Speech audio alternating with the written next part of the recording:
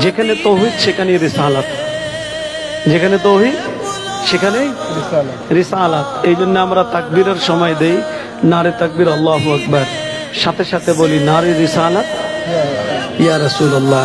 যখনই এটা দেখবেন এই স্লোগানটা আসবে তখনই পরিচয় পেয়ে যাবেন এটা মিলাদুন নবীর মাহফিল, ঠিক কিনা?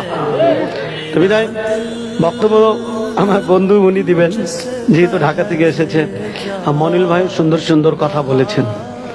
আজকে সময় তেমন নাই, তা আপনাদের সাথে শুধু সাক্ষাৎ করার জন্য এসেছি। কারণ হচ্ছে মদিনাওয়ালার ডাক এসেছে আমার। কার ডাক?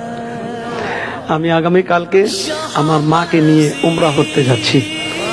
আপনারা সবাই আমার জন্য দোয়া করবেন। আর আমিও আলহামদুলিল্লাহ মক্কা এবং মদিনা শরীফে সকল সুন্নি জনতার জন্য, মুসলিম উম্মার জন্য ইনশাআল্লাহ তাআলা দোয়া করব।